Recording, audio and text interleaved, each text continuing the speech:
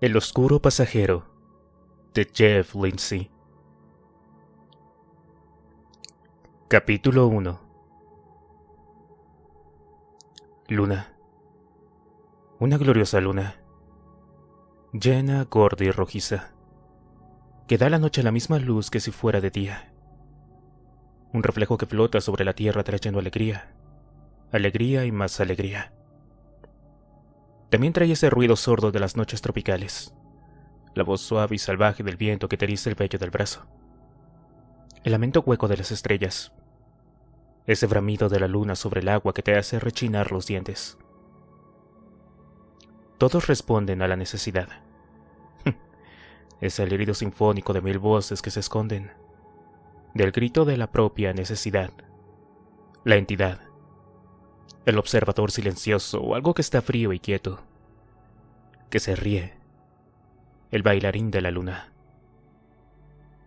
Ese yo que no soy yo, eso que se burla y se ríe y llega con la intención de saciar el hambre, con la necesidad, y en esos momentos la necesidad era muy fuerte.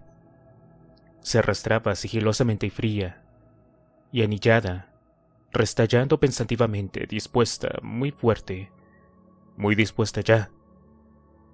Pero seguía esperando y observando, obligándome a mí a esperar y a observar.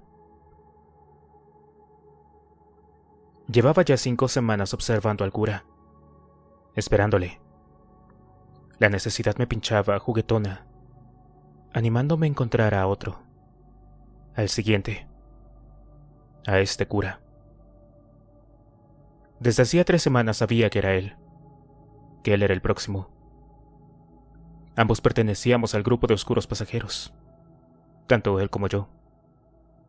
Y durante esas 3 semanas había estado debatiéndome contra la presión, contra la creciente necesidad que se erguía en mí como una gran marea que ruge e invade la playa sin retroceder, cobrando fuerza con cada latido del brillante reloj nocturno.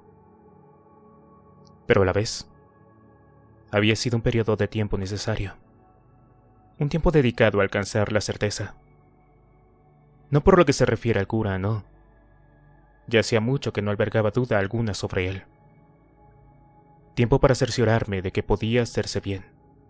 Un trabajo limpio, sin cabos sueltos, planificado al detalle. No podía dejar que me atraparan. No ahora. Había invertido demasiado empeño, demasiado tiempo, para hacer que esto funcionara, para proteger mi vida insignificante y feliz. Y me estaba divirtiendo demasiado para detenerme justo en este momento. Así que extremaba el cuidado siempre, siempre ordenado, siempre preparado de antemano para todo lo que saliera bien.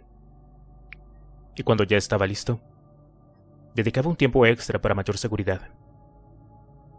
Igual que Harry. Dios lo bendiga. Ese policía listo y perfecto.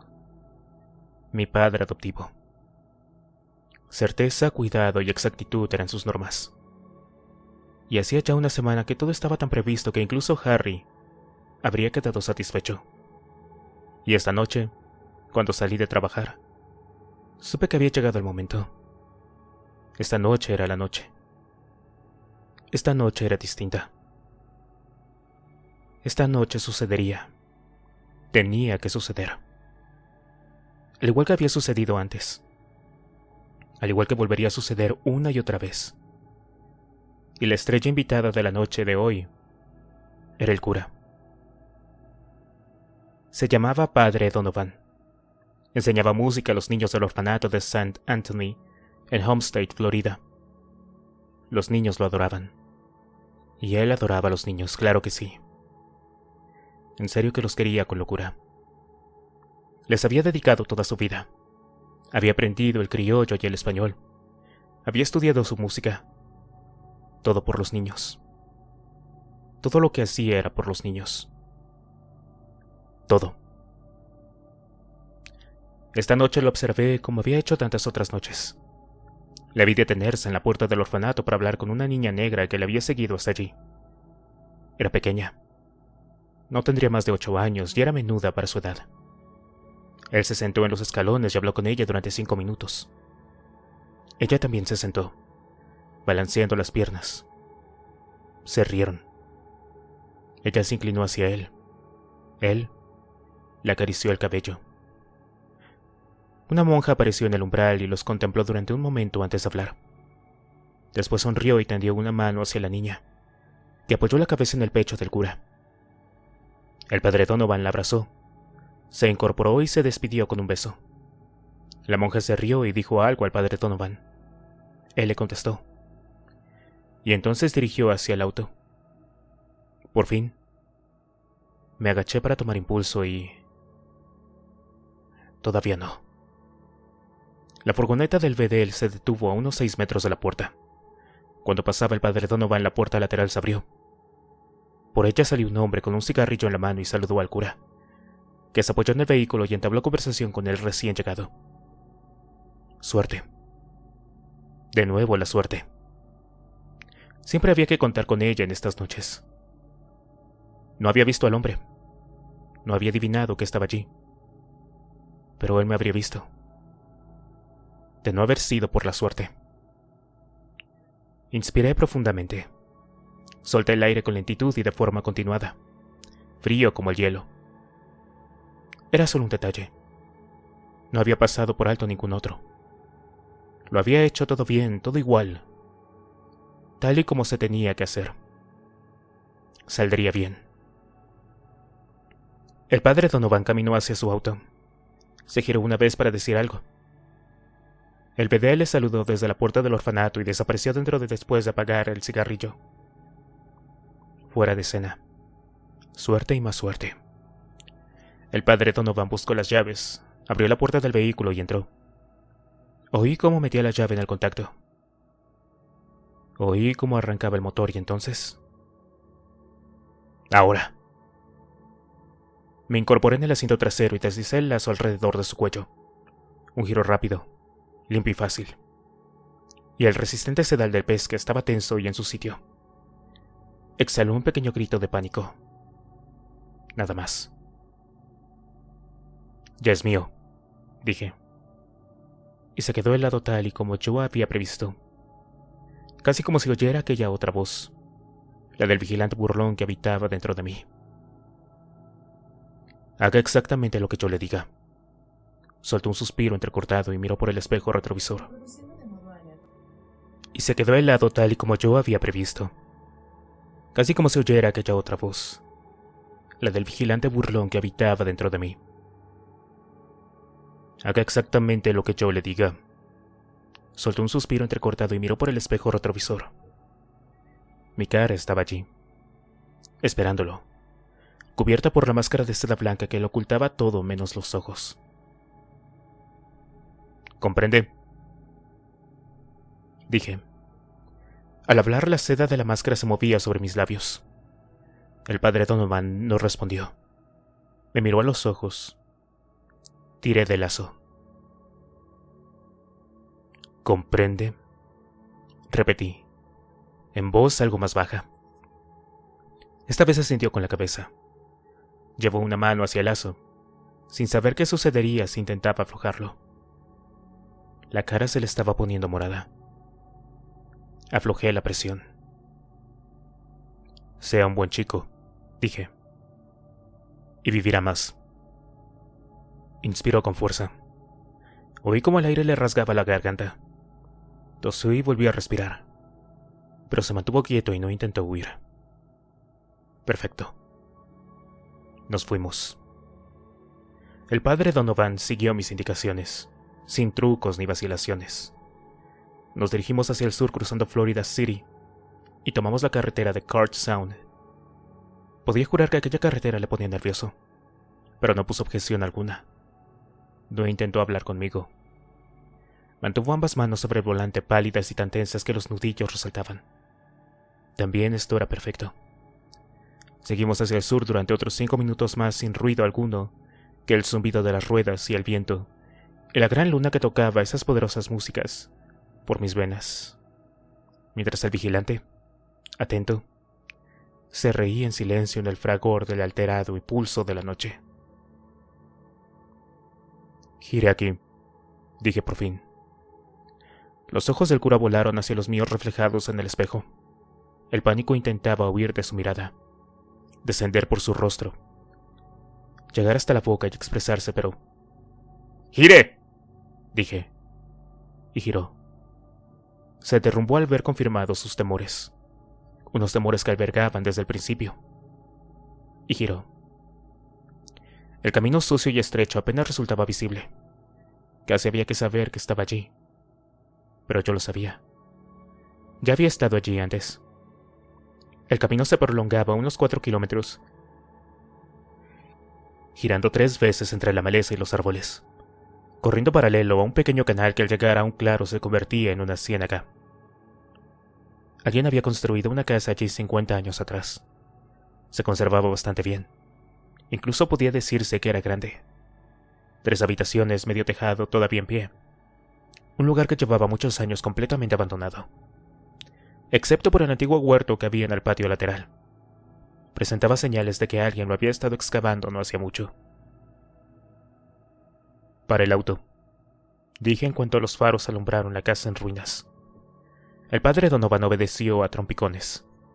El miedo le había dejado totalmente agarrotado, dando rigidez a sus miembros y sus pensamientos. «Apague el motor», ordené, y lo hizo. De repente todo quedó en silencio.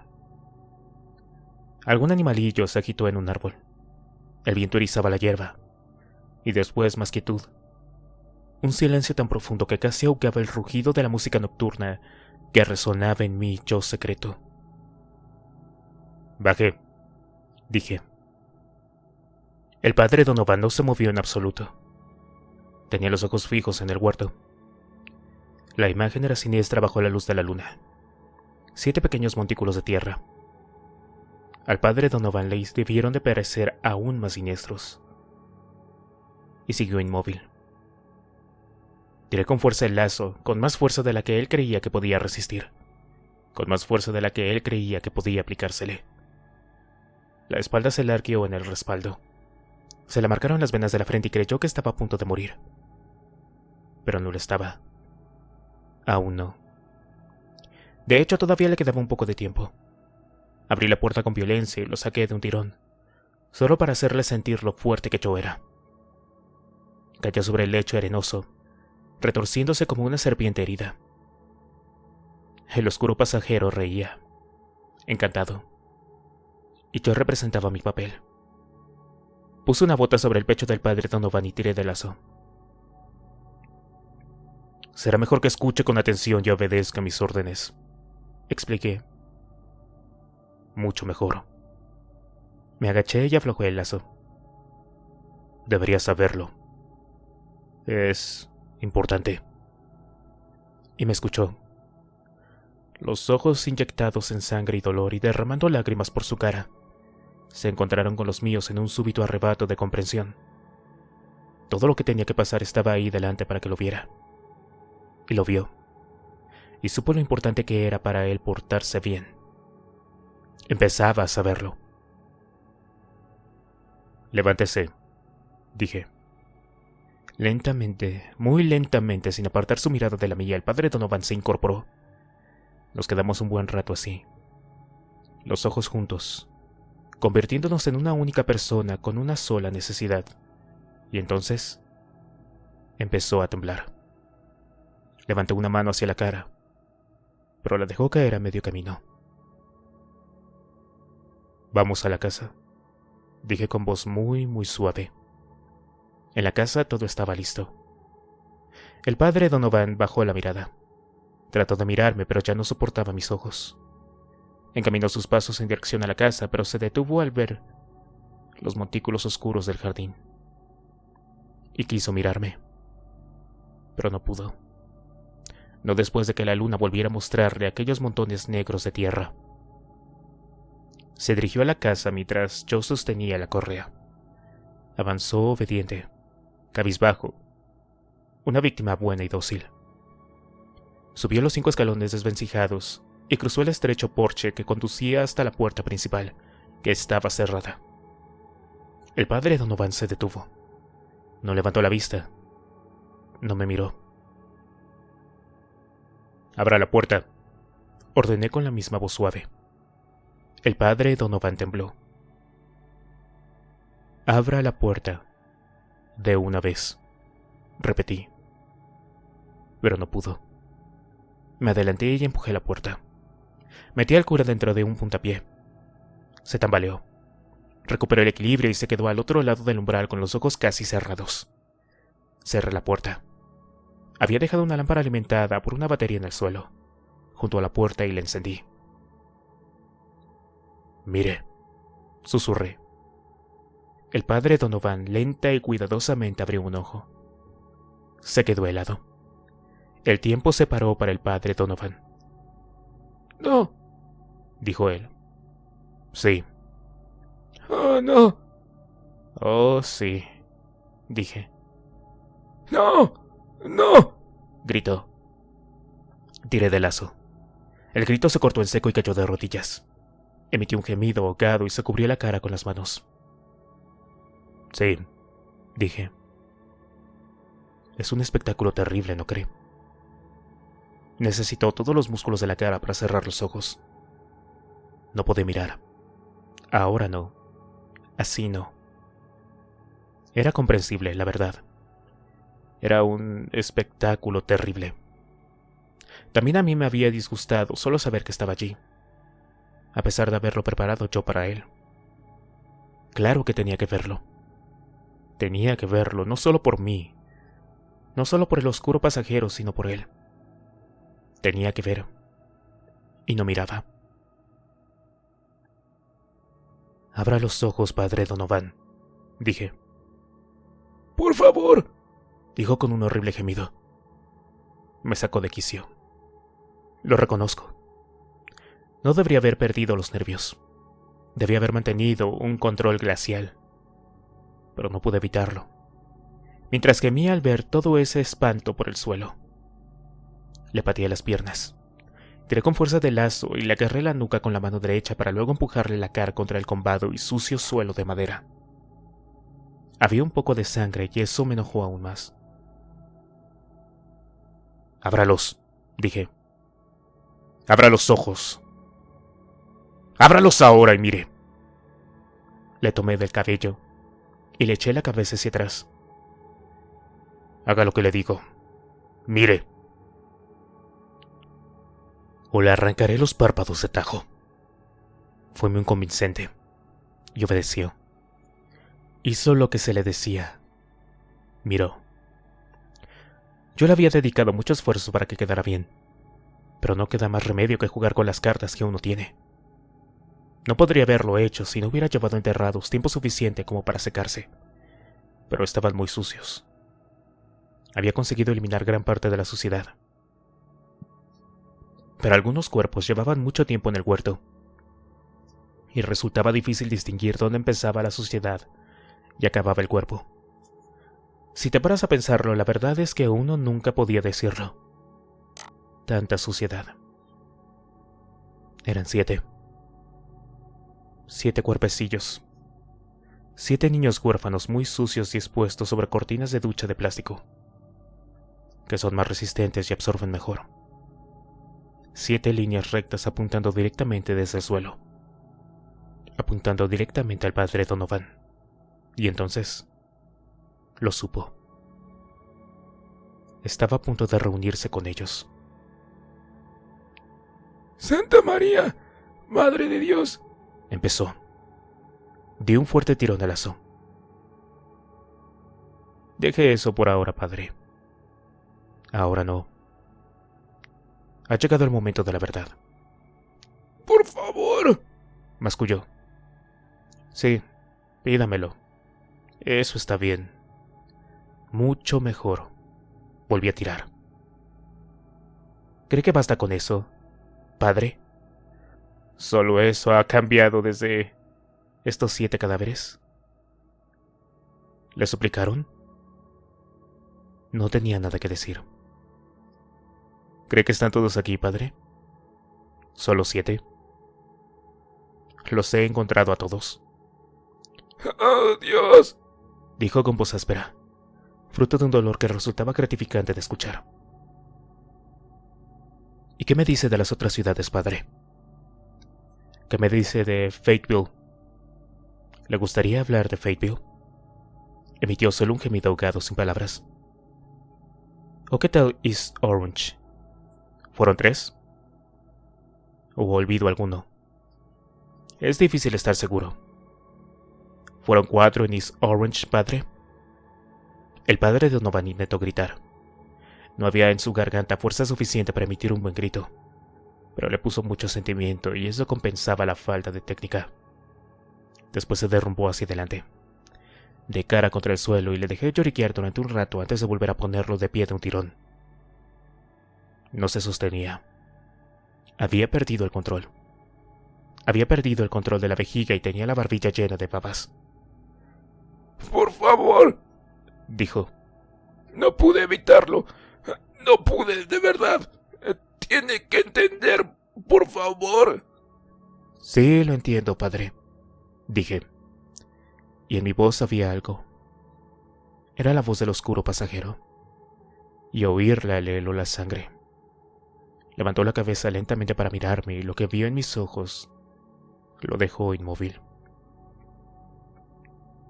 Le entiendo perfectamente, dije, acercándome mucho a su cara. El sudor de sus mejillas se convirtió en hielo. ¿Sabe? Tampoco yo puedo evitarlo. En ese momento estábamos muy cerca, casi tocándonos, y la suciedad que desprendía fue de repente demasiado para mí. Tiré con fuerza del lazo y volví a derribarlo a patadas. El padre Donovan cayó al suelo. ¿Pero a niños?, dije. Nunca podría hacerle esto a niños. Apoyé la dura suela de la bota en su nuca, clavándole la cara contra el suelo. Pero a usted sí, padre. No a niños. Tengo que encontrar personas como usted. ¿Quién eres?, susurró el padre Donovan. El principio, dije, y el fin. Le presento a su exterminador, padre. Tenía la aguja a punto y esta penetró por el cuello tal y como se suponía que debía ser. Con una ligera resistencia por parte de los músculos en tensión, pero ninguna por parte del cura. Presioné el extremo y la jeringuilla se vació, llenando al padre Donovan de una calma rápida y limpia. Unos instantes nada más. Su cabeza empezó a flotar y giró el rostro hacia mí. Me veía de verdad. Veía los guantes de goma, el guardapolvo hasta los pies, la resbaladiza máscara de seda. O eso era algo que solo sucedía en la otra habitación, la del oscuro pasajero. La habitación limpia, pintada de blanco 2 noches atrás, y barrida, fregada, desinfectada y tan limpia como era posible. Y en medio de la estancia, las ventanas selladas con gruesas tiras de goma blanca, bajo las luces centrales. Me vio realmente junto a la mesa que yo había fabricado, junto a las bolsas blancas de basura, los botes llenos de sustancias químicas, y la pequeña fila de sierras y cuchillos. Me vio entonces. O solo vio aquellos 7 tumores sucios, y quién sabe cuántos más. Se vio a sí mismo incapaz de gritar, convirtiéndose en parte del horrible espectáculo del jardín. Por supuesto que no. Su imaginación no le permitía verse como un miembro de la misma especie. Y en parte tenía razón. Él nunca se convertiría en un espectáculo tan horrible como el de los niños. Yo nunca lo haría. Nunca lo permitiría. No soy como el padre Donovan. No soy ese tipo de monstruo. Soy un monstruo más pulcro. Y la pulcritud requiere tiempo, claro. Pero merece la pena. Merece la pena que el oscuro pasajero quede contento y así tenerlo tranquilo durante un tiempo. Merece la pena solo por la satisfacción del trabajo bien hecho. Eliminar un montón de basura del mundo. Unas bolsas pulcramente cerradas. Y el pequeño rincón del mundo donde vivo se convierte en un lugar más pulcro. Más feliz. Mejor. Tenía 8 horas por delante. No más. Y las necesitaría todas. Até al cura a la mesa con cinta adhesiva y le arranqué la ropa. Los preliminares fueron rápidos. Depilar, restregar, eliminar todo lo que sobresalía de forma desordenada. Como siempre sentía aquella fuerza lenta y prolongada que me latía por todo el cuerpo. Palpitaba en mí mientras trabajaba, elevándose y llevándome con ella. Hasta el final. Hasta que la necesidad y el cura desaparecían meciéndose en la misma ola. Y justo cuando iba a empezar a trabajar en serio, el padre Donovan abrió los ojos y me miró. No había ni rastro de miedo en esa mirada. Es algo que a veces sucede. Me miró directamente a los ojos y movió la boca. ¿Qué? Dije, y acerqué la cabeza un poco más. No le oigo. La oí respirar, emitir un lento y sosegado suspiro. Volví a decirlo antes de que se le cerraran los ojos. De nada, respondí, y me puse a trabajar.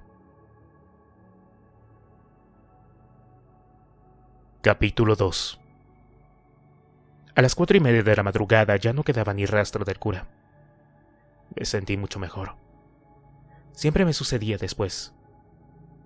Matar me hace sentir bien. Desata los nudos de los oscuros meandros del querido Dexter. Es como una dulce liberación, un escape necesario de todas las pequeñas válvulas hidráulicas que hay dentro. Me gusta mi trabajo. Lamento que esto pueda molestarles. Lo lamento mucho, de verdad. Pero así es. Y no se trata de matar de cualquier manera, no. Tiene que hacerse en el momento adecuado, del modo adecuado y con el compañero adecuado. Complejo, pero imprescindible. Y siempre resulta un poco agotador. Estaba cansado, pero la tensión de la semana anterior había desaparecido. La fría voz del oscuro pasajero se había callado y podía volver a ser yo mismo. Dexter, el raro, el curioso, feliz y afortunado muerto por dentro. Ya no era Dexter el del cuchillo, Dexter el vengador. No. Hasta la próxima. Devolví todos los cuerpos al huerto, acompañados de un nuevo vecino, y limpié aquella casa ruinosa tan bien como pude. Metí mis cosas en el auto del cura y me dirigí hacia el sur, en dirección al pequeño canal donde había dejado mi lancha. Una Whaler de 17 pies, de poco calado y con un buen motor. Empujé el auto al canal detrás de la lancha y subí a bordo. Observé cómo el auto desaparecía. Después arranqué el fueraborda y salí del canal, poniendo rumbo al norte por la bahía. El sol despuntaba, dejando ver su brillo. Puse mi mejor cara de felicidad. Solo era otro pescador que vuelve a casa de madrugada. ¿Alguien quiere un pargo colorado? A las 6:30 ya estaba en mi apartamento de Coconut Grove. Saqué la lámina del bolsillo. Una simple tira de cristal pulido con una única gota de sangre del cura en el centro. Limpia. Y bonita. Ya seca. Y lista para colocarla en la platina del microscopio cuando tuviera ganas de recordar. Coloqué la tira junto al resto. 36 pulcras gotas de sangre seca. Me di una ducha extra larga, dejando que el agua muy caliente se llevara con ella los últimos restos de tensión y deshicieran los nudos de los músculos, borrando los últimos vestigios del persistente olor al cura y al huerto de aquella casa junto a la ciénaga. Niños. Debería de haberlo matado 2 veces. Fuera lo que fuera que me ha hecho tal y como soy, me dejó hueco, vacío por dentro, incapaz de sentir algo. No me parece un gran problema. Estoy bastante seguro de que la mayoría de la gente tiende a hacer mucho teatro en sus contactos sociales cotidianos. Yo los finjo todos. Y los finjo muy bien. Y los sentimientos nunca aparecen. Pero me gustan los niños. Nunca podría tenerlos, ya que la idea del sexo simplemente no existe. Imagínense haciendo esas cosas. ¿Cómo pueden? ¿Dónde queda el sentido de la dignidad? Pero los niños... Los niños son algo especial. El padre Donovan merecía morir. Su muerte cumplía los requisitos del código de Harry, amén de satisfacer al oscuro pasajero. A las 7:15 de nuevo me sentí limpio. Tomé café y cereales y me fui al trabajo. El edificio donde trabajo es uno de esos bloques grandes y modernos, blanco con mucho cristal y cerca del aeropuerto. Mi laboratorio está en el segundo piso, en la parte trasera. Tengo un despacho pequeño contiguo al laboratorio. No puede llamarse despacho propiamente, pero es mío. Un cubículo junto al laboratorio principal de muestras de sangre. Todo mío. No hay nadie que pueda entrar. Nadie con quien compartirlo, nadie que desbarajuste mis cosas. Una mesa con una silla y otra silla para las visitantes. Siempre y cuando no sean muy corpulentas. Ordenador, estante, archivador, teléfono, contestador automático. Un contestador automático cuya luz parpadea cuando entré. Tener un mensaje no es algo que me suceda todos los días. Por alguna razón hay muy pocas personas en el mundo que crean tener algo que decir a un analista de restos de sangre durante el horario del trabajo. Una de las pocas personas que suele tener algo que decirme es Deborah Morgan, mi hermana de leche. De la poli como su padre. El mensaje era suyo. Apreté el botón y oí una débil música tejana, seguida por la voz de Deborah. Dexter, por favor, ven en cuanto llegues. Estoy en el lugar de un crimen, en Tamiami, en el motel Cacique. Una pausa. La oí poner una mano sobre el receptor del teléfono mientras hablaba con alguien. Después se oyó otra ráfaga de música mexicana y volvió a ponerse el aparato. ¿Puedes venir enseguida, por favor, Dex? Había colgado. No tengo familia. Bueno, al menos por lo que yo sé. Supongo que debe de haber gente por ahí que lleva material genético parecido al mío. Los compadezco, pero no los conozco. No lo he intentado, ni ellos tampoco han intentado buscarme. Fui adoptado, criado por Harry y Doris Morgan, los padres de Deborah. Y teniendo en cuenta lo que soy, podemos decir que hicieron un trabajo estupendo conmigo. ¿No creen? Los dos ya han fallecido. De modo que Dev es la única persona del mundo a quien le importa una mierda si estoy vivo o muerto. Y por alguna razón que no logro comprender, en realidad me prefiere vivo. Creo que es todo un detalle, y si fuera capaz de sentir algo por alguien, lo sentiría por Dev seguro. Así que hice lo que me pedía.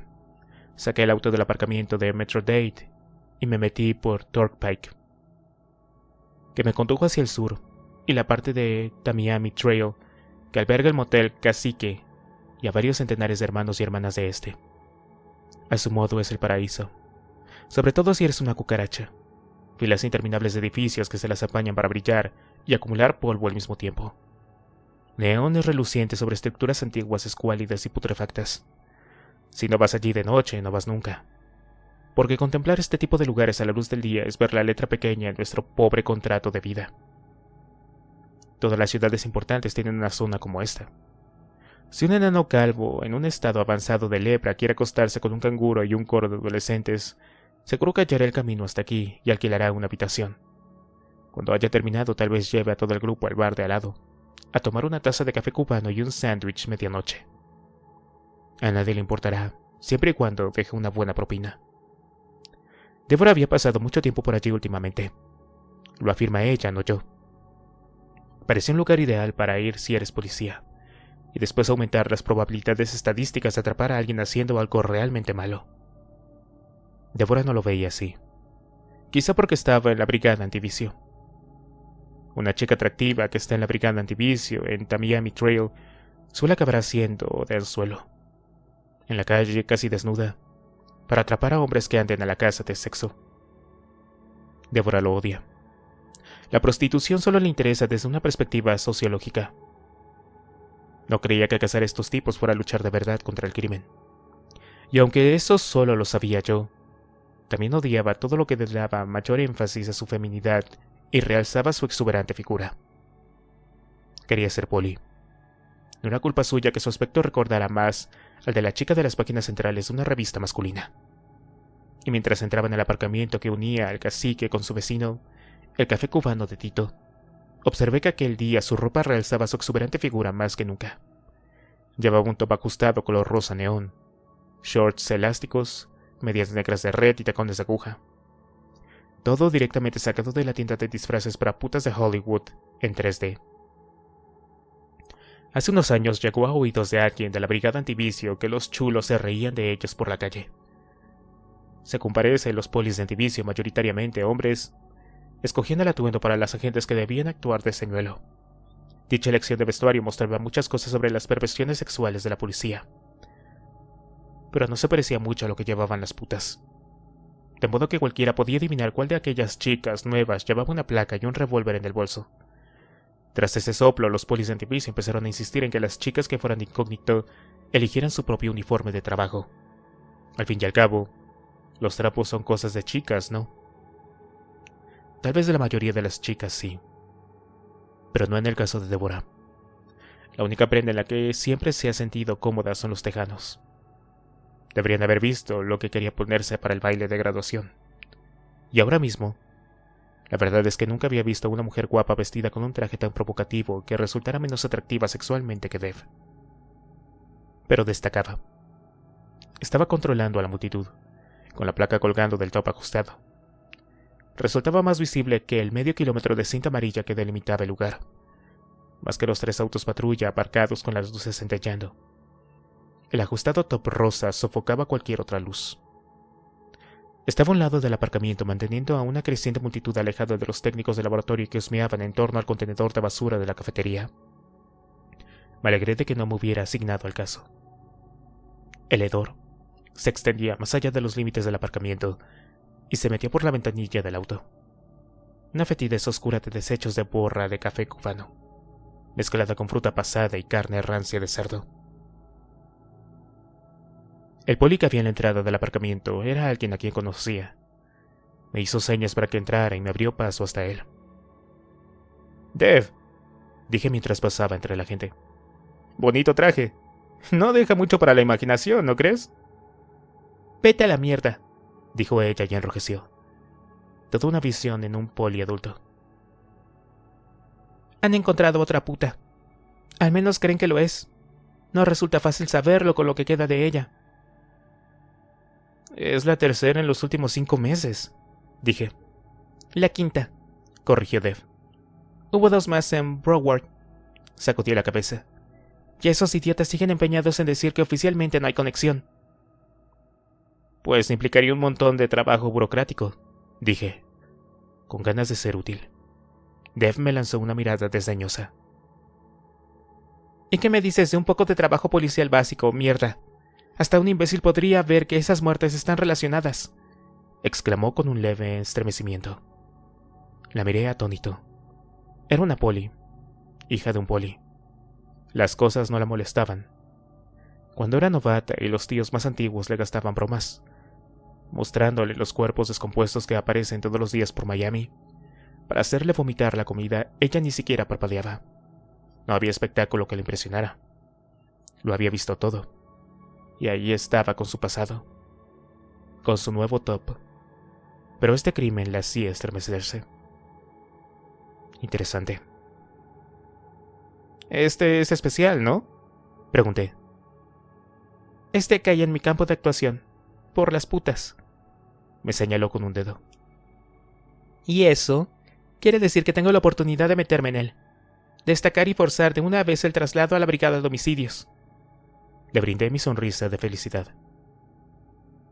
«Ambiciosa, ¿no, Deborah?» «Por supuesto», dijo ella. «Quiero salir del antivicio y de este traje sexy. Quiero entrar en homicidios. Dexter, y este podría ser el billete. Con un poco de suerte». Hizo una pausa, y después dijo algo totalmente alucinante. «Por favor, Dex, ayúdame. Odio todo esto». «¿Por favor, Deborah? ¿Me estás pidiendo por favor? ¿Sabes lo nervioso que eso me pone?» «Ya, corta el rollo, Dex». «Pero, Deborah, de verdad». «Que cortes, te he dicho. ¿Me ayudarás o no?» Cuando se ponía así, con ese inusual e inaudito por favor flotando en el aire, ¿qué otra cosa podía decirle? Sí, claro que sí, Dev. Lo sabes.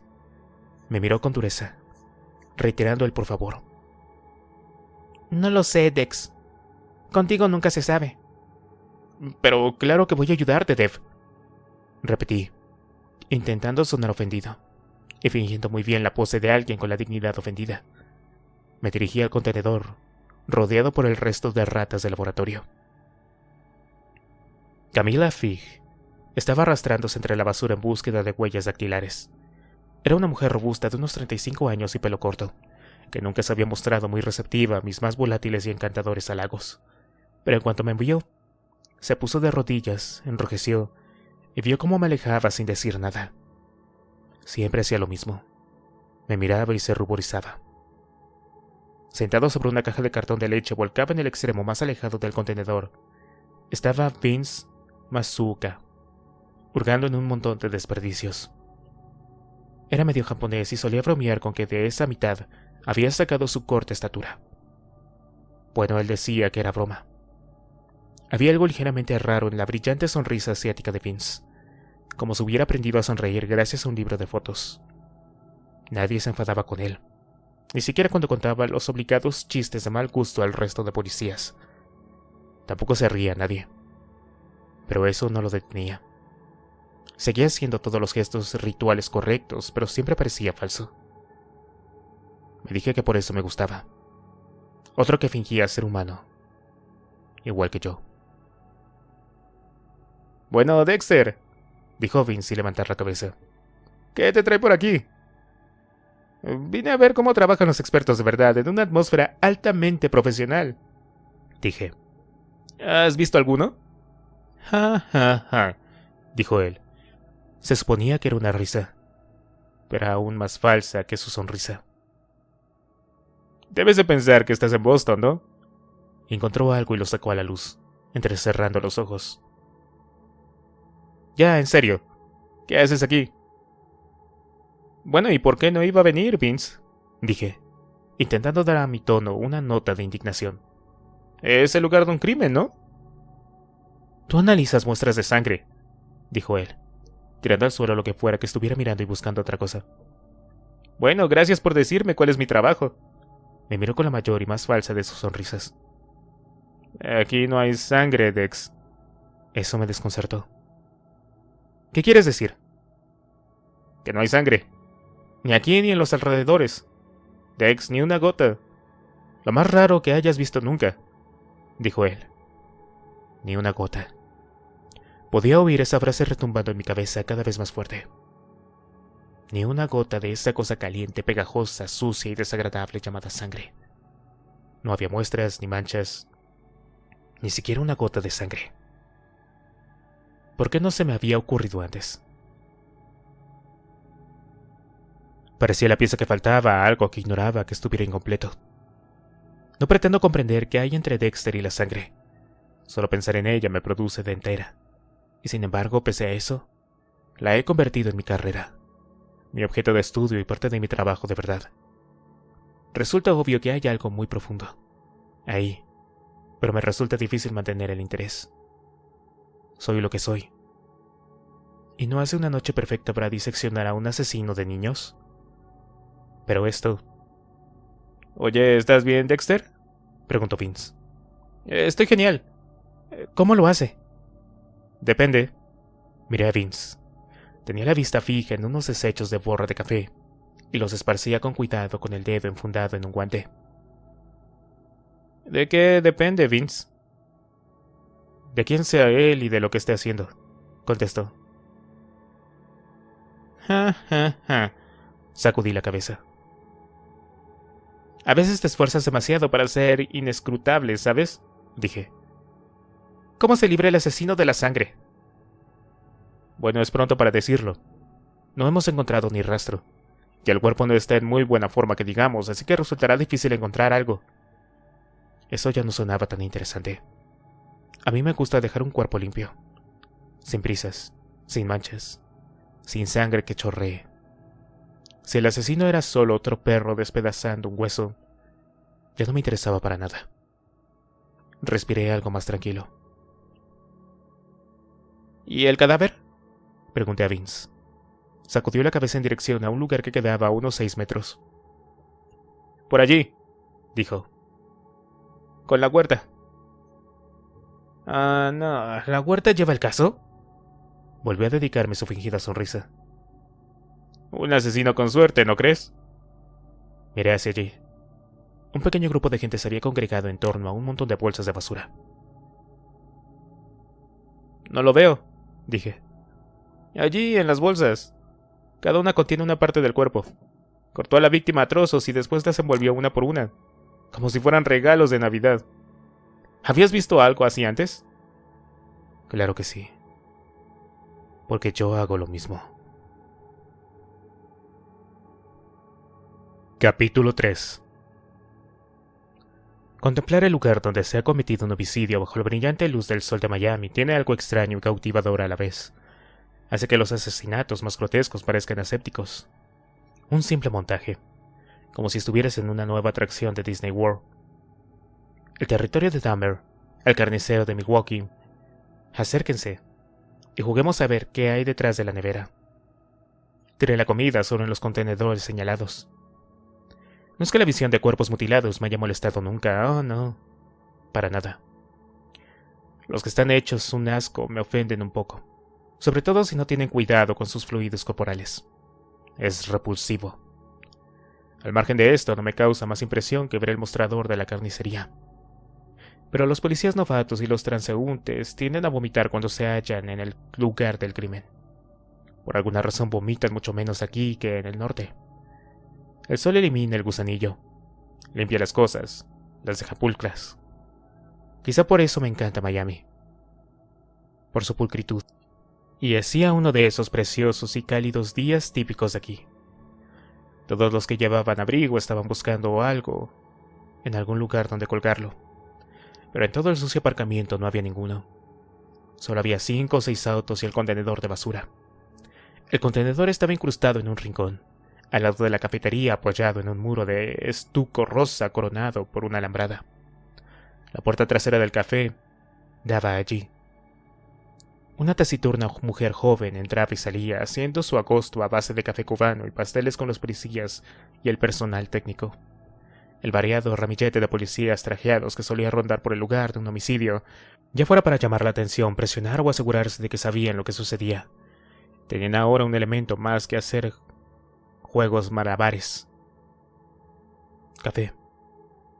Una pasta. Un abrigo. Los del laboratorio no llevaban traje.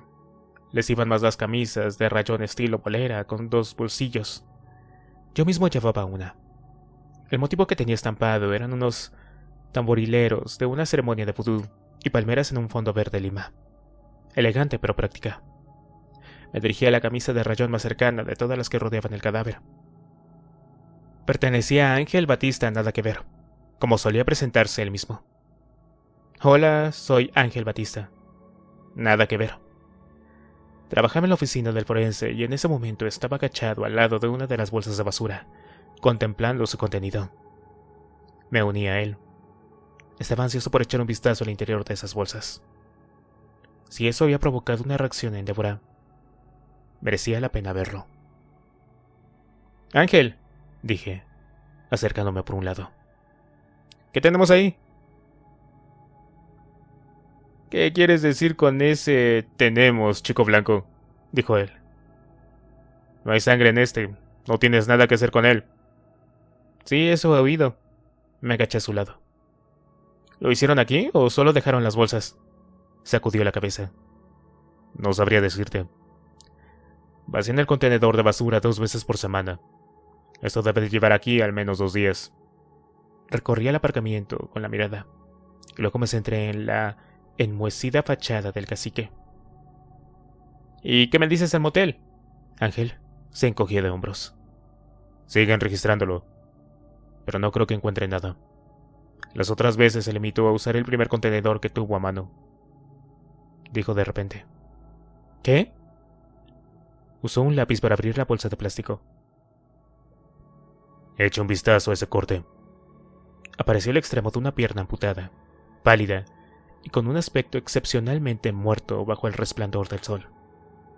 El miembro acababa en el tobillo, y el pie había sido limpiamente seccionado. Quedaba un pequeño tatuaje en forma de mariposa, aunque una de las alas había sido secada junto con el pie. Silbé. Era un enorme corte casi quirúrgico. Este tipo trabajaba bien.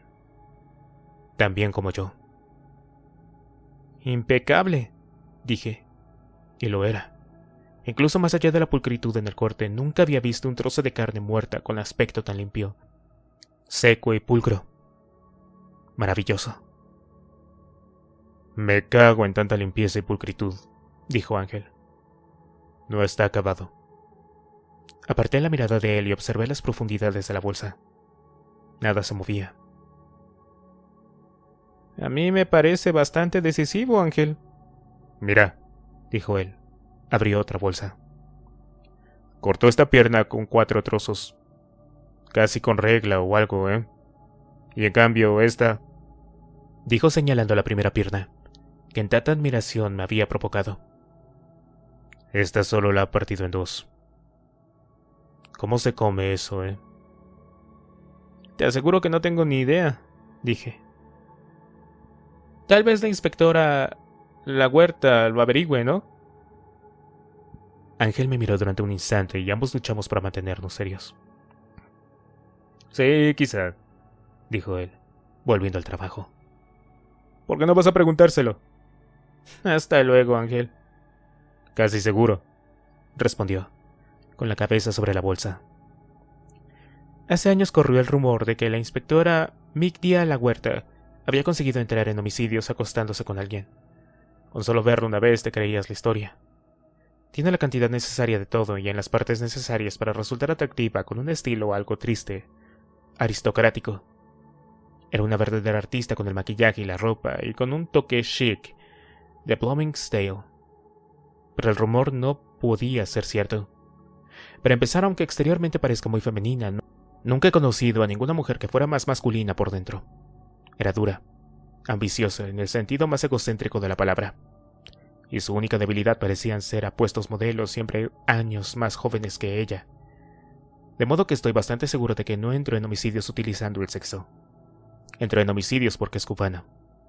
Juega la diplomacia y sabe cómo besar un culo. En Miami esa combinación te lleva mucho más lejos que el sexo.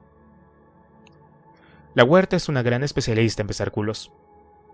Una lamedora de culos de primera clase. Besó culos durante el largo camino que la llevó a convertirse en investigadora de homicidios. Por desgracia se trataba de una habilidad poco útil en su nuevo cargo, y lo cierto es que era una detective terrible. Esas cosas pasan. La incompetencia es recompensada más a menudo de lo que parece. Pero tengo que trabajar con ella, así que he utilizado mi notable encanto para caerle bien, con resultados sorprendentes. Cualquiera puede ser encantador si no le importa mentir y decir cosas. Las cosas más estúpidas, obvias y nauseabundas que la conciencia suele reprimir en la mayoría de la gente. Por suerte yo no tengo conciencia. Y las digo. Cuando me acercaba al grupito que se había congregado cerca de la cafetería, La Huerta estaba interrogando a alguien con un rápido español. Yo hablo español. Incluso entiendo el cubano. Pero con La Huerta solo pillaba una palabra de cada 10. El dialecto cubano es la cruz de todos los hispanohablantes. El único propósito del español cubano parece ser correr contra un invisible cronómetro y emitir todo cuanto sea posible de ráfagas de 3 segundos sin usar consonantes. El truco para entenderlo es saber de antemano lo que la persona va a decir, lo cual tiende a contribuir a ese mundo cerrado del que se quejan todos los no cubanos. El hombre al que La Huerta estaba acribillando era bajo y de complexión ancha, moreno, con rasgos indígenas. Se veía claramente intimidado por la jerga, el tono y la placa.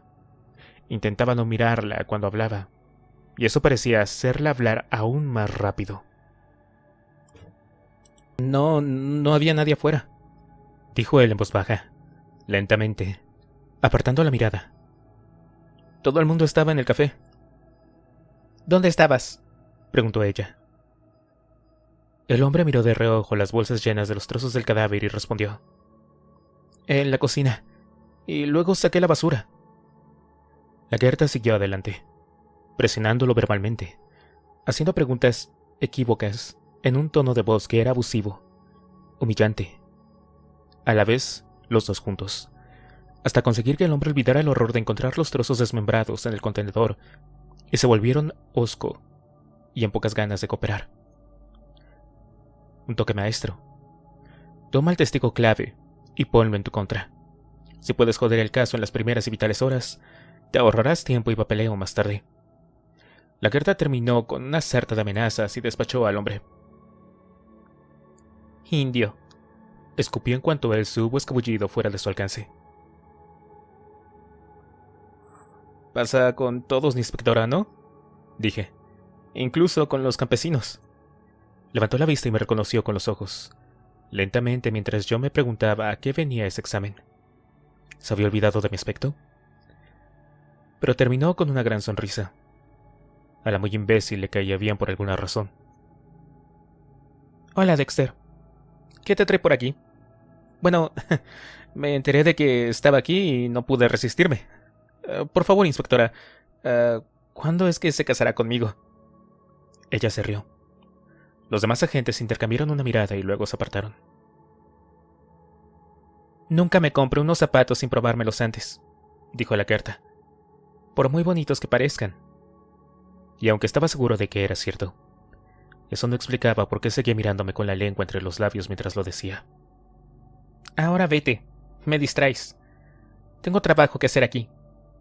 Bueno, eso me lo imagino, dije. ¿Ya atrapaste al asesino? Soltó un bufido. Hablas como un periodista. Estos imbéciles caerán encima de mí en una hora. ¿Y qué piensas decirles?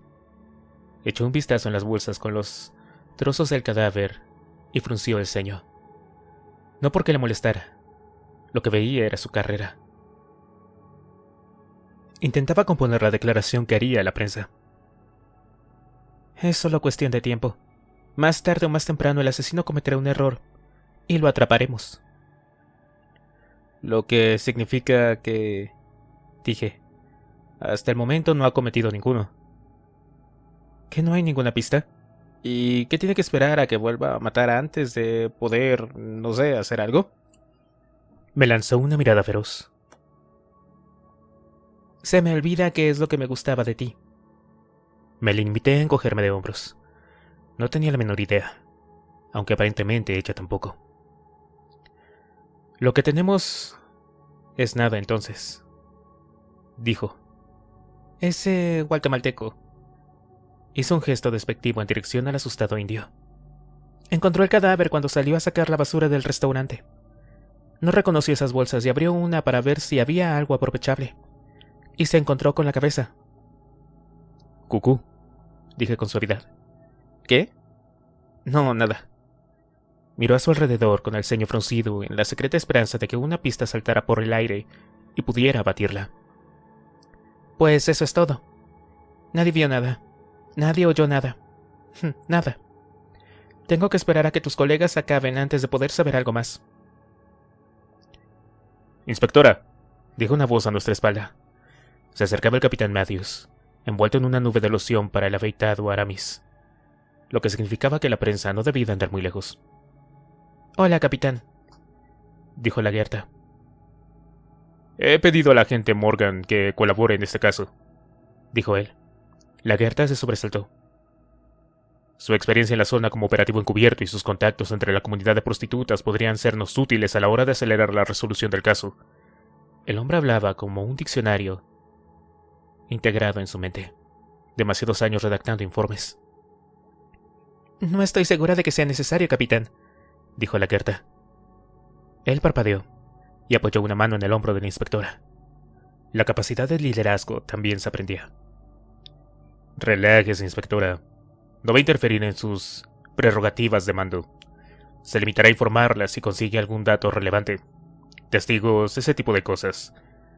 Su padre fue un gran policía, ¿de acuerdo? Sus ojos se posaron sobre algo que estaba en el extremo opuesto del aparcamiento. La furgoneta del noticiario del Canal 7 acababa de llegar. Discúlpenme, dijo Matthews. Se ajustó la corbata, compuso una expresión seria y se dirigió hacia la furgoneta. Puta, dijo Laguerta resoplando. No sabía si se trataba de una expresión genérica o si hablaba concretamente de Dev. pero pensé que era un buen momento para esfumarme antes de que la Gerta recordara que la agente puta era mi hermana. Cuando me reuní con Dev, Matthews estrechaba la mano de Jerry González del Canal 7. Jerry era el campeón del periodismo de sucesos sangrientos en el área de Miami. Mi tipo de hombre. Esta vez se iba a llevar una decepción. Sentí que un ligero escalofrío me recorría la espalda. Ni una gota de sangre. «Dexter», dijo Débora, intentando hablar como un policía, aunque sin poder ocultar su nerviosismo. «He hablado con el capitán Matthews. Quiere que participe en la investigación». «Sí, eso he oído», dije. «Solo ten cuidado». Parpadeó incrédula al escuchar mi consejo. «¿A qué viene esto?» «La Gerta», dije. «Esa», exclamó Dev con un bufido. «Sí, esa. No le caes bien y no te quiere en su grupo». «Allá ella. Recibe órdenes del capitán». «Ya. Y lleva ya 5 minutos pensando en cómo esquivarlas. Así que no te confíes, Dev». Ella se limitó a encogerse de hombros. «¿Qué has descubierto?», preguntó. «Bueno, todavía nada», dije sacudiendo la cabeza. «La Gerta no tiene nada. Pero Vince dijo...». Me detuve. Incluso decirlo en voz alta me pareció un insulto a la intimidad. «¿Qué dijo Vince?». «Es solo un dato. Un pequeño detalle, Dev. ¿Quién sabe lo que significa?». «Desde luego nadie lo sabrá si no lo dices, Dexter». «Bueno, al parecer... al cuerpo no le queda sangre. Ni una gota». Débora permaneció un minuto en silencio pensando. No se trataba de una pausa de admiración como la mía. Solo pensaba. «Muy bien», dijo al final. «Me rindo. ¿Qué significa?». «Es pronto para decirlo». «¿Pero crees que significa algo?». Significaba una ligera curiosidad. Significaba una comezón que me impulsaba a saber algo más de este asesino. Significaba un gesto de aprecio por parte del oscuro pasajero, que a estas horas debería estar calladito y satisfecho en su cura. Pero no podía explicar todo eso a Débora. ¿No lo creen? De modo que solo dije... «Tal vez, Dev. ¿Quién sabe?». Me miró fijamente durante un segundo y luego se encogió de hombros. «De acuerdo», dijo. «¿Algo más?». «Bueno, muchas cosas. Un trabajo de corte perfecto. Las incisiones son casi quirúrgicas, a menos que se encuentre algo en el hotel. Lo que sería una sorpresa, la víctima fue asesinada en otro lugar y tirada aquí». «¿Dónde?». «Buena pregunta. La mitad del trabajo policial consiste en formular las preguntas adecuadas». «Y la otra mitad consiste en responderlas», repuso Dev. «Bueno, nadie lo sabe aún, Dev. Y desde luego yo no tengo suficiente información forense para...». «Pero empiezas a tener un presentimiento, de los tuyos», dijo ella. La miré. Me devolvió la mirada. La verdad es que en el pasado había tenido alguna inspiración, lo que me había hecho merecedora a una cierta reputación. Mis intuiciones solían ser acertadas. ¿Y por qué no iban a hacerlo? A menudo sé cómo funciona la mente de un asesino. Piensan igual que yo. No siempre tenía razón, claro. En ocasiones metía la pata hasta el fondo. No quedaría bien que siempre acertara. Y tampoco quería que la pasma atrapara a todos los asesinos en serie. ¿Con quién iba a entretenerme yo si los pillaban a todos? Pero este... ¿qué debería hacer con este ejemplar tan interesante? «Dime, Dexter», presionó Débora. «¿Tienes algún presentimiento?». «Es posible», dije. «Pero aún es muy pronto». «Bueno, Morgan», dijo la Gerta, acercándose por detrás. Ambos nos giramos. «Veo que se ha vestido de policía de verdad». Algo en el tono de voz de la Gerta sonaba como un bofetón en plena cara. «Inspectora», dijo Débora poniéndose en guardia. «¿Ha descubierto algo?». Lo dijo en un tono que presuponía cuál sería la respuesta. Fue un golpe bajo, pero falló. La Gerta agitó una mano en el aire. «No son más que putas», dijo, clavando la mirada en el escote de Dev, realzado gracias al atuendo de calle. «Solo putas. Aquí lo que importa es evitar que la prensa se ponga histérica». Sacudió lentamente la cabeza, en un gesto que indicaba casi incredulidad, y levantó la vista hacia nosotros. «Teniendo en cuenta lo que usted es capaz de hacer con la gravedad, eso no debería resultarle difícil. y guiñándome un ojo se marchó de la zona acordonada, dirigiéndose al lugar donde el capitán Matthews hablaba muy digno con Jerry González del Canal 7. «Zorra», dijo Débora. «Lo siento, Devs. ¿Preferirías que te dijera ya verá lo que es bueno? ¿O tiro por la línea del ya te lo advertí?» «A la mierda, Dexter», dijo mirándome fijamente. «Quiero ser la persona que atrapa a este tipo». Y mientras, yo pensaba en ese ni una gota de sangre. Yo también, Dev. También yo quiero encontrarlo. Capítulo 4. Aquella noche salí en mi lancha después del trabajo, en parte para escapar de la pregunta de Dev y en parte para aclarar mis propios sentimientos. Sentimientos. Yo. Qué idea. Enfilé lentamente el canal en mi Whaler, sin pensar en nada, en un perfecto estado zen, avanzando por delante de las grandes casas, separadas unas de otras por setos altos y vallas sujetas en cadenas. Lancé un saludo vigoroso y automático acompañado de una amplia sonrisa a todos los vecinos que estaban en los jardines que crecían pulcramente a orillas del canal. Niños jugando con un césped muy cuidado, papá y mamá ocupándose de la barbacoa o descansando, o abrillantando la alambrada, vigilando a los niños como halcones. Saludé a todo el mundo. Algunos incluso me devolvieron el saludo. Me conocían. Me habían visto pasar antes. Siempre alegre. Siempre con un gran hola para todos.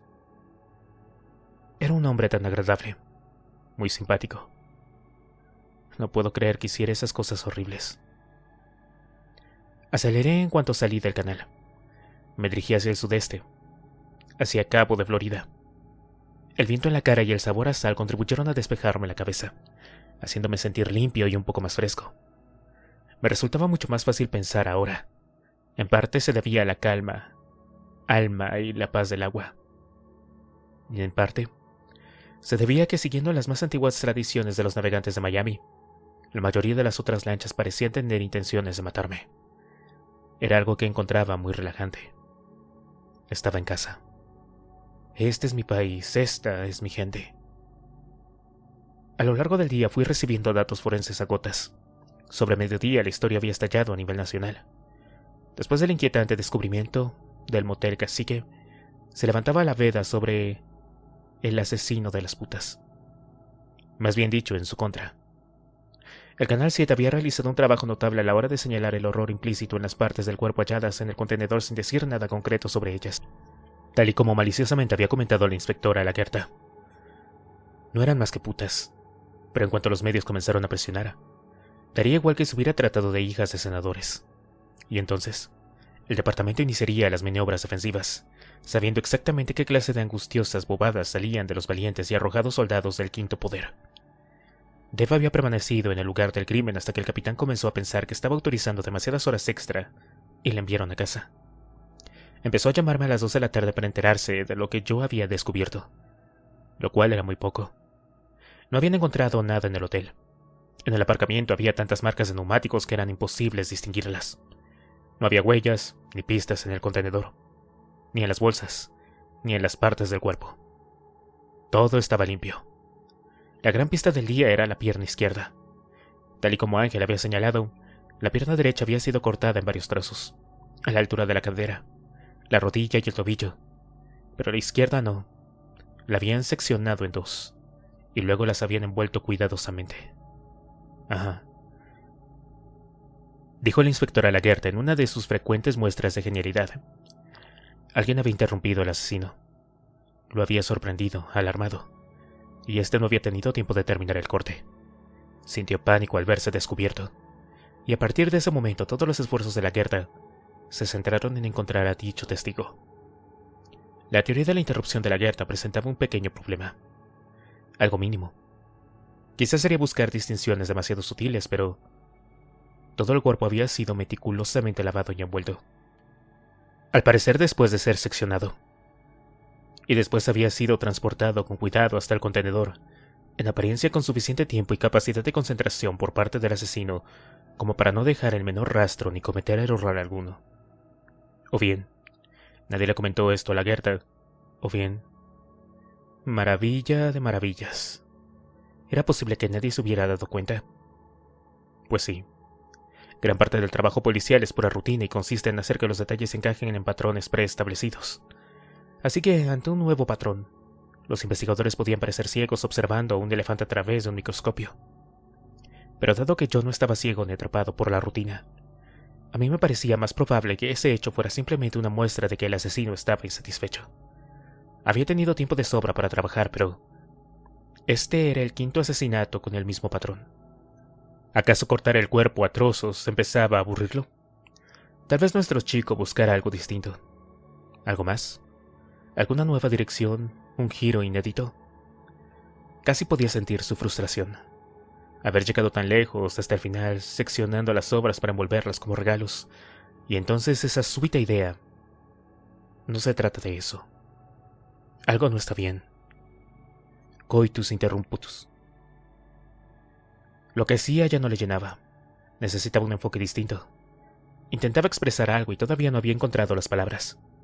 Y en mi opinión personal, es decir, si hubiera sido yo, esto debía de frustrarlo mucho. Y la única forma de responder a esa frustración era seguir adelante. Pronto.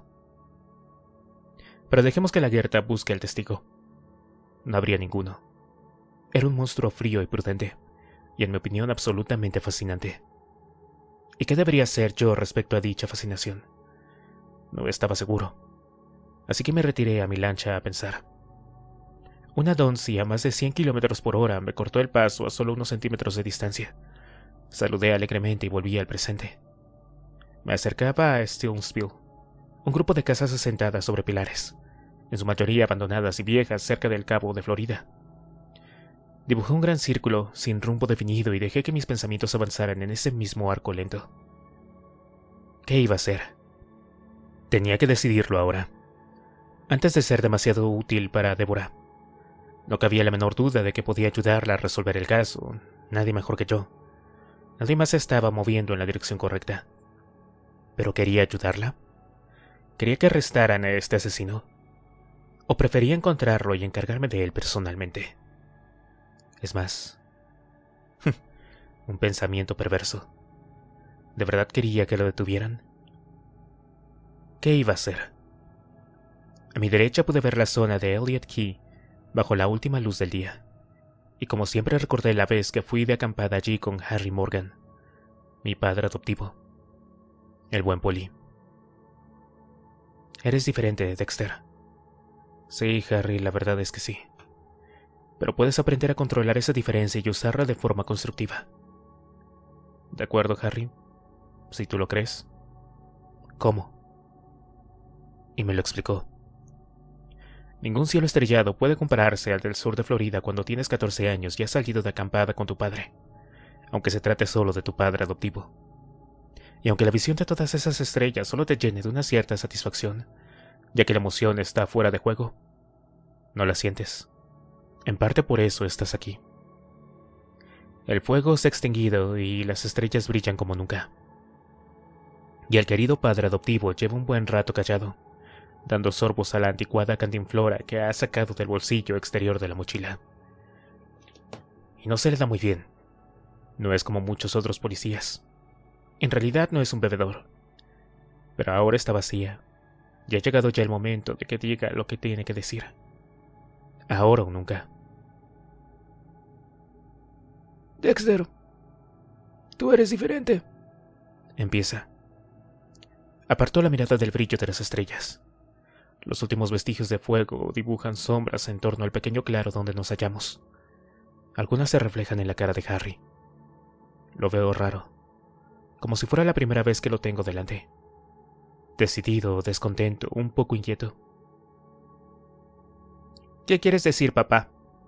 No me mira.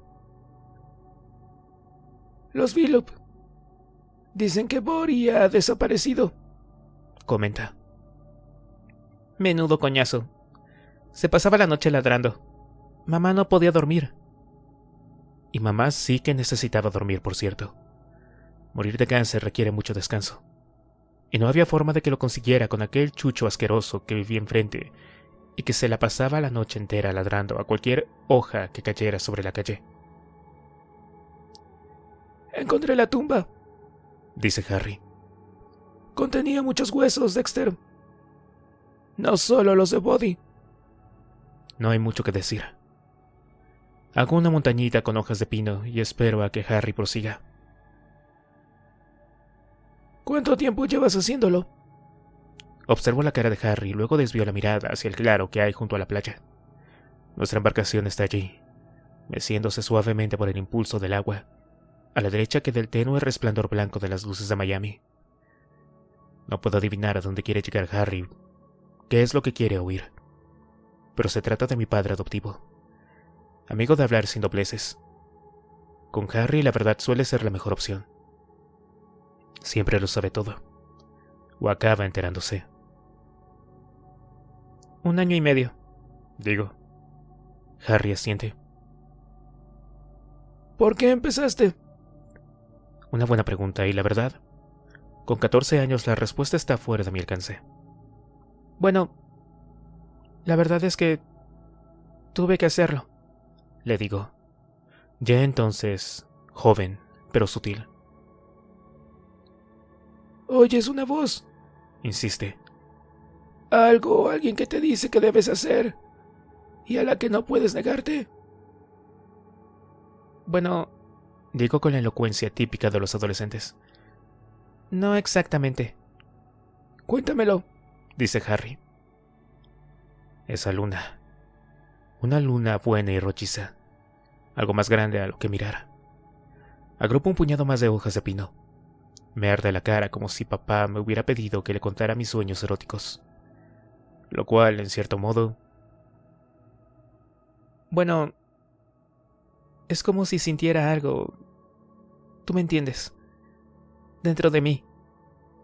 Observándome. Tal vez... riéndose de mí. Pero no se trata de una voz, es solo... Añado con elocuente encogimiento de hombros. Pero para Harry parece tener sentido.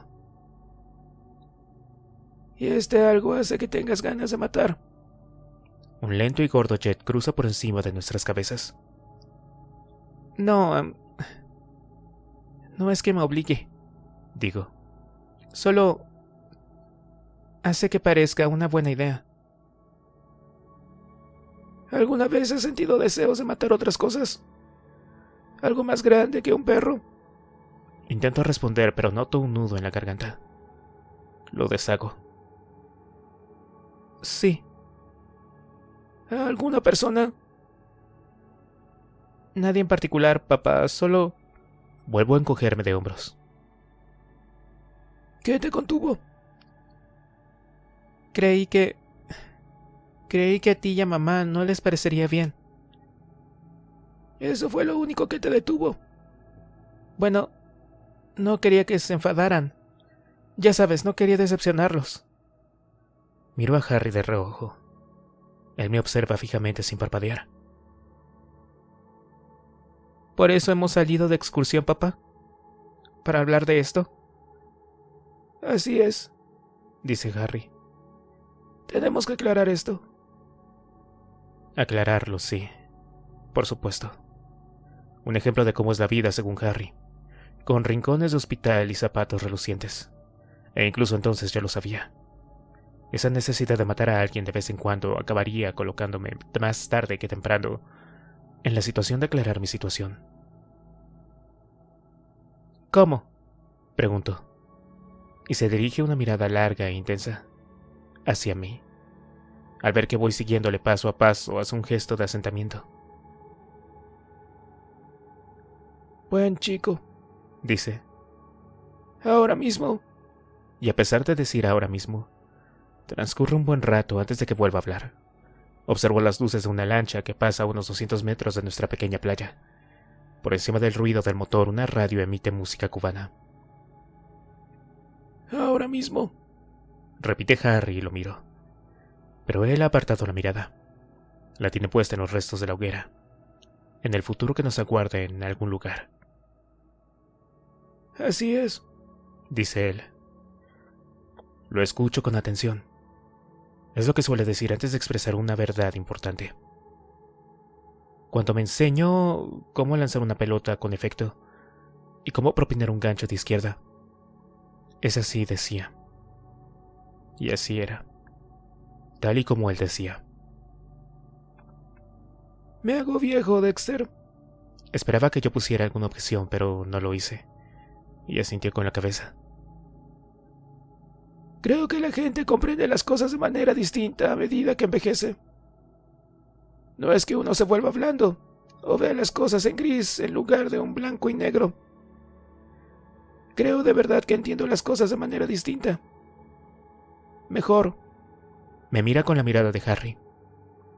Amor duro y ojos azules. De acuerdo, digo yo. Hace 10 años te habré internado en algún centro, dice él, y parpadeo al oírlo. Casi me hace daño. Pero tengo que reconocer que también yo lo he pensado. Pero ahora creo que he aprendido muchas cosas. Sé cómo eres. Y sé que eres un buen chico. No, protesto. Lo digo en voz baja, casi inaudible. Pero Harry lo oye. Lo eres. Dice con firmeza. Eres un buen chico, Dex. Lo sé. Lo repite casi para sí mismo, o tal vez para darle más énfasis, y sus ojos se encuentran con los míos. En caso contrario, no te habría importado qué pensara yo, o qué pensara mamá. Lo habrías hecho, no puedes evitarlo, lo sé. ¿Por qué? Se para y me mira sin decir nada durante un momento. Me resulta muy incómodo. ¿Qué recuerdas de antes? De antes que te lleváramos a casa. Eso todavía duele. Pero la verdad es que ignoro por qué. Solo tenía 3 años. Nada. Bien, dice él. es algo que nadie debería recordar. Y eso será lo máximo que diga al respecto en toda su vida. Pero aunque no lo recuerdes, Dex, eso te hizo algo. Esas cosas te hacen ser lo que eres. He hablado con expertos acerca de ello. Y por raro que parezca, me dirige una de esas sonrisas breves, casi tímidas, típicas de Harry. Esperaba que sucediera algo así. Lo que te sucedió cuando eras muy pequeño te ha moldeado. He intentado corregirlo, pero Se encoge de hombros. era demasiado fuerte. Demasiado. Se te metió dentro a una edad muy temprana y no te podrás desprender de ello nunca. Te provocarás ganas de matar. Y no podrás evitarlo. No puedes cambiarlo, pero Prosigue mirando hacia otro lado, como si viera algo que no está a mi alcance. puedes canalizarlo. Controlarlo. Elegir. Sus palabras son ahora muy cuidadosas, mucho más de lo que habían sido nunca. Elegir qué o a quiénes quieres matar. Y me lanzó una sonrisa distinta a cualquiera de las que le había visto antes. Una sonrisa tan seca y amarga como las cenizas que quedan de la hoguera. Hay mucha gente que se lo merece, Dex. Y con esas palabras oriento toda mi vida. Mi todo. Mi quién soy y qué soy. Ese hombre maravilloso, que lo veía todo y lo sabía todo. Harry. Mi padre. Si hubiera sido capaz de amar, ¿cuánto habría amado a Harry? Hace ya mucho. Harry lleva años muerto, pero sus acciones persisten. No por ningún sentido de nostalgia o emoción, sino porque Harry tenía razón. Lo he comprobado una y otra vez. Harry sabía de qué hablaba, y me enseñó bien. Ten cuidado, había dicho Harry, y me enseñó a tenerlo. También como solo un policía puede enseñar a un asesino. Escoger con cuidado de entre todos los que lo merecían. Asegurarse sin lugar a dudas. Después limpiar. No dejar rastro. Y siempre evitar cualquier implicación emocional, ya que eso provoca errores. Ese cuidado iba más allá del momento del asesinato, claro. Tener cuidado significaba construirse una vida. compartimentar, hacer vida social, imitar al resto. Y yo había seguido sus consejos con gran esmero. Era casi un holograma perfecto. Estaba por encima de cualquier sospecha, más allá de cualquier reproche, y ni siquiera era digno de desprecio. Un monstruo pulcro y educado, el vecino de la puerta contigua. Incluso Débora seguía engañada a la mitad del tiempo. Claro que ella también creía lo que quería creer. Y en este momento ella creía que yo podía ayudarla a resolver estos asesinatos, impulsar su carrera y catapultarla desde su atuendo sexy hacia el traje chaqueta. Y tenía razón, por supuesto. Podía ayudarla. Pero lo cierto es que no me apetecía, porque disfrutaba mucho viendo actuar a ese otro asesino, sintiendo cierta clase de conexión estética o implicación emocional. Ahí estaba. Una clara violación del código de Harry. Emprendí el camino de regreso. Ya había oscurecido del todo, pero me guié por una torre de radio que estaba a unos grados a la izquierda de mis aguas natales. Así eran las cosas. Harry siempre había tenido razón y, por lo tanto, ahora también la tenía. No te impliques emocionalmente, había dicho Harry. Y no lo haría. Ayudaría a Dev.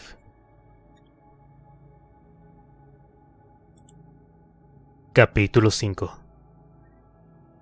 A la mañana siguiente llovía y el tráfico estaba imposible, como siempre que llueve en Miami. Algunos conductores reducían la velocidad en las resbaladizas autopistas, lo que ponía furiosos a otros, que hacían sonar el claxon. Gritaban por las ventanillas y se metían por el accenque para poder adelantar, dejando atrás a los lentos mientras blandían los puños. En la salida de Lejeune, un enorme camión cargado con productos lácteos había invadido el arcén, chocando con una furgoneta llena de alumnos de una escuela católica. El camión volcó, y en este momento 5 niñas vestidas con faldas plisadas de lana estaban sentadas en un gran charco de leche con expresión de perplejidad en sus caras. El tráfico estuvo detenido casi durante 1 hora. Un niño fue trasladado en helicóptero al Hospital Jackson. Los demás, enfundados en sus uniformes, observaban cómo los adultos se gritaban entre sí. Yo aguardé plácidamente, escuchando la radio. Al parecer la policía tenía una buena pista en relación con el carnicero de Miami.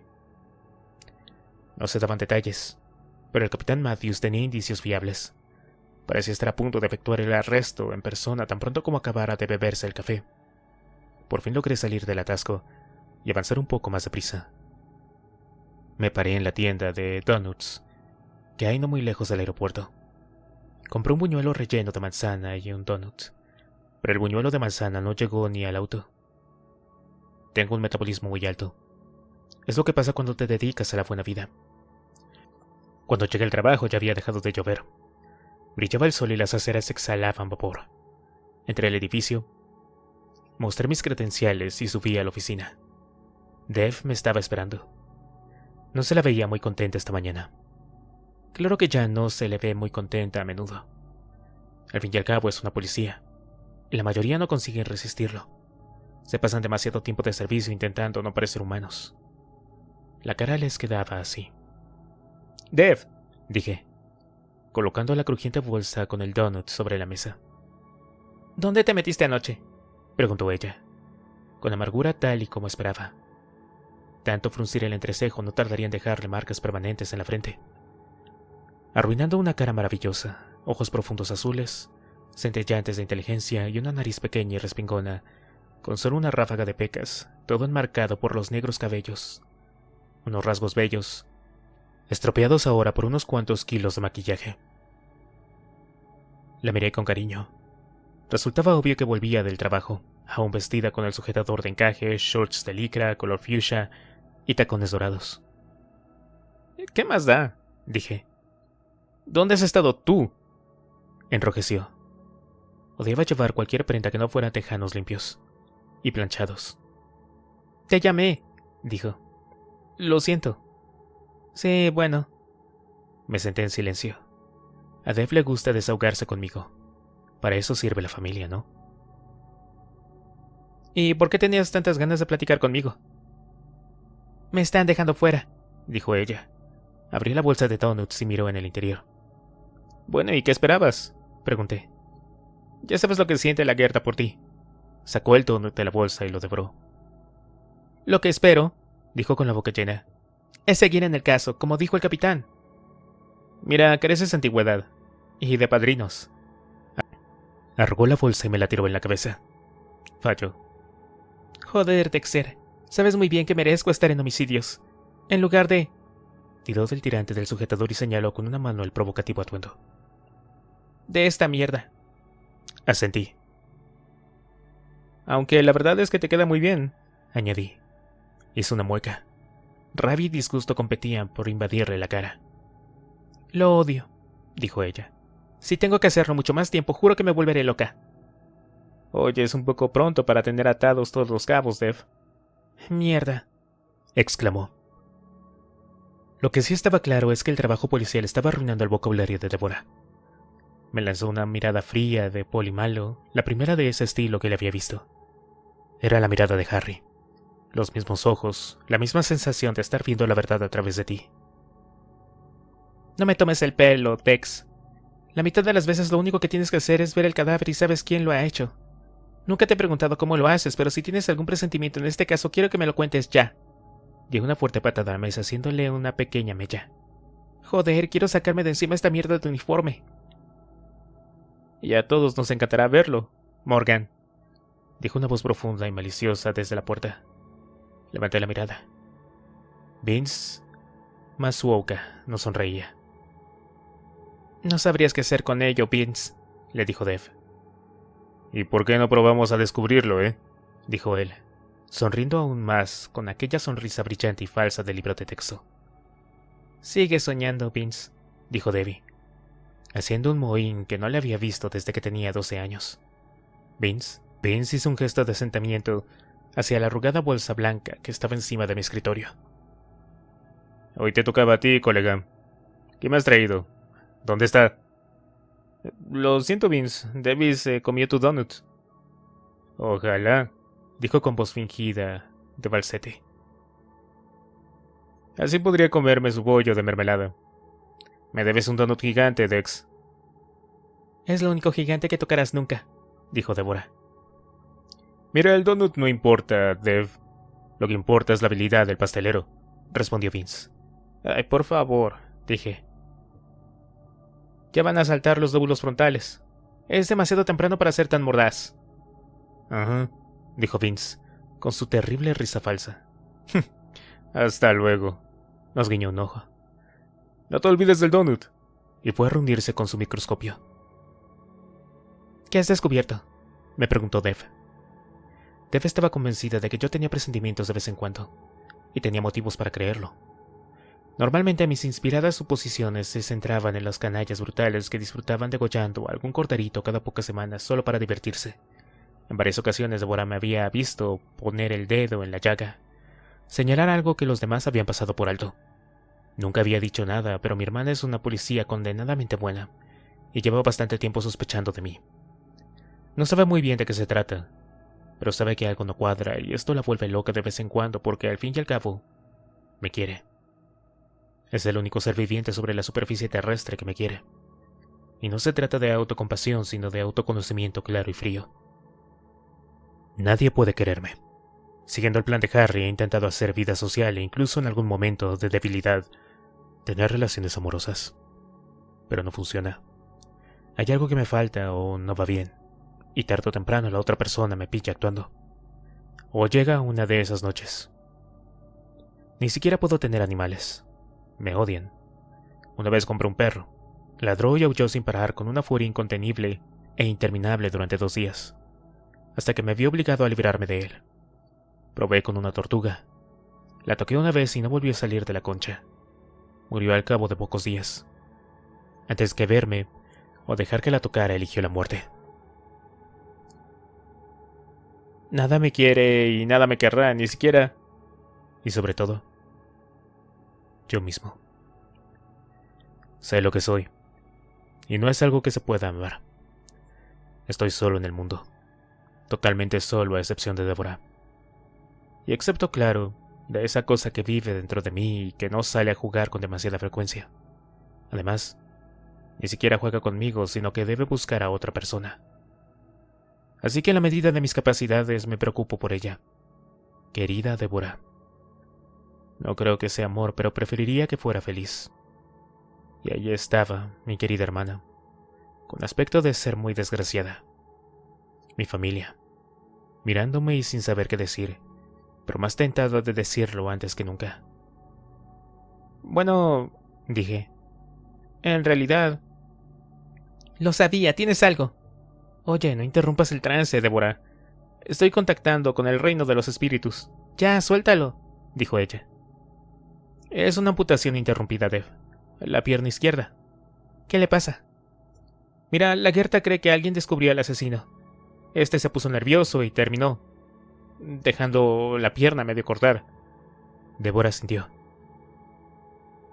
Me ha tenido toda la noche preguntando a las putas si vieron algo. Alguien tiene que haberlo visto. No caigas en eso, dije. Piensa, Débora. Si lo hubieran interrumpido, si hubiera estado demasiado asustado para terminar. El envoltorio, cortó Dev. Tuvo que pasarse un buen rato envolviendo el cuerpo, limpiando. Me miró sorprendida. Mierda. ¿Después de que alguien lo viera? Aplaudí, y le lancé una sonrisa radiante. Bueno, bravo, Miss Marple. No tiene sentido. No, por el contrario. Se dispuso de suficiente tiempo. Pero aún así no completó el ritual. Y recuerda, Dev, para ellos el ritual es casi lo más importante. Entonces, ¿qué podemos deducir? ¿Por qué no puedes limitarte a decírmelo, por el amor de Dios?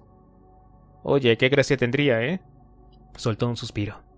Joder, muy bien. Si no lo interrumpieron, pero no terminó... Mierda. ¿La parte del envoltorio era más importante que la de desmembrar el cadáver? Sentí pena por ella. No, Dev, piensa. Es la quinta víctima. Exactamente como las otras. Tenemos 4 piezas izquierdas perfectamente troceadas. Y de repente la número 5... Me encogí de hombros y enarqué una ceja. Mira, Dexter. ¿Cómo voy a saberlo? Quizá solo necesitaba 4 piernas izquierdas. Quizá...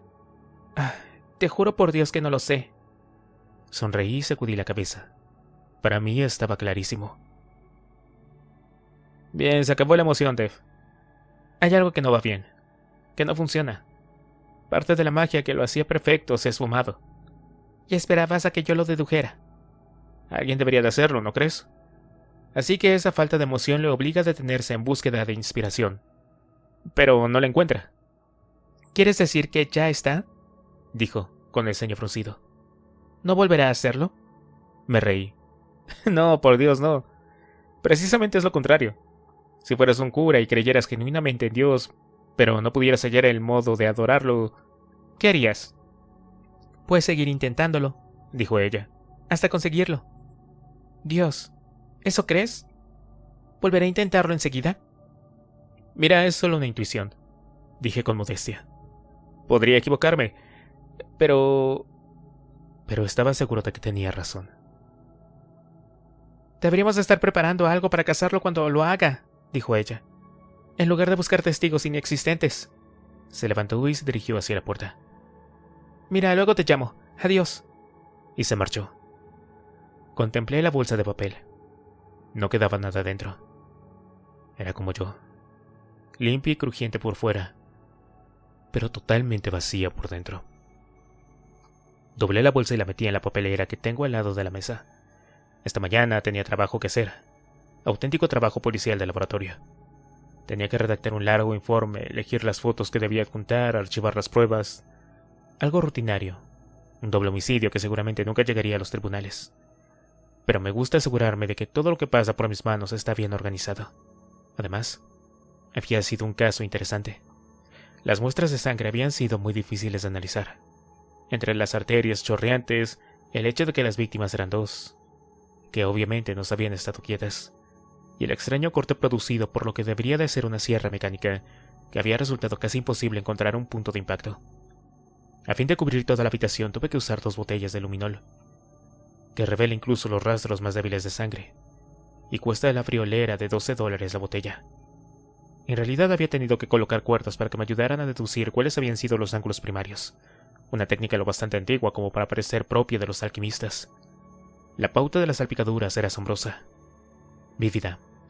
Su brillo salvaje y terrorífico sobresaltaba en las paredes. Los muebles, el televisor, las toallas, las colchas y las cortinas, formando una estampa horrenda de sangre por todas partes. Aunque estuviéramos en Miami, alguien tenía que haber oído algo. 2 personas son despedazadas vivas con una sierra mecánica en una habitación de un hotel caro y elegante, y la única reacción de los vecinos fue subir el volumen de la televisión. Pueden pensar que el trabajo absorbe demasiado a Dexter el dirigente, pero me gusta ser concienzudo, y me gusta saber dónde se esconde toda la sangre. Las razones profesionales resultan obvias, pero no son tan importantes para mí como la de índole personal. Quizá algún día un psiquiatra pagado por el sistema penitenciario del estado me ayudará a descubrir el porqué. En cualquier caso, cuando llegamos al lugar, los pedazos del cuerpo estaban fríos y probablemente nunca encontraríamos a este tipo que cazaba con unos mocasines italianos hechos a mano talla 42, diestro y con sobrepeso, con un revés terrible. Pero yo había perseverado hasta completar el trabajo al máximo. No trabajo para atrapar a los malos. ¿Por qué iba a querer hacerlo? No. Mi trabajo consiste en poner orden en el caos, obligar a las manchas de sangre a que se comporten como deben y después largarme. Otros pueden aprovechar mi trabajo para atrapar criminales. Me parece bien, pero no me importa. Si algún día soy lo bastante descuidado y me pillan, dirán que soy un monstruo psicópata, un demonio enfermo y retorcido que ni siquiera es humano, y probablemente me condenarían a morir en la silla eléctrica. En cambio, si algún día pillan al que calza 42, dirán que se trata de un desgraciado que eligió el camino equivocado por culpa de unas fuerzas sociales a las que no pudo resistirse, y le meterán 10 años en la cárcel.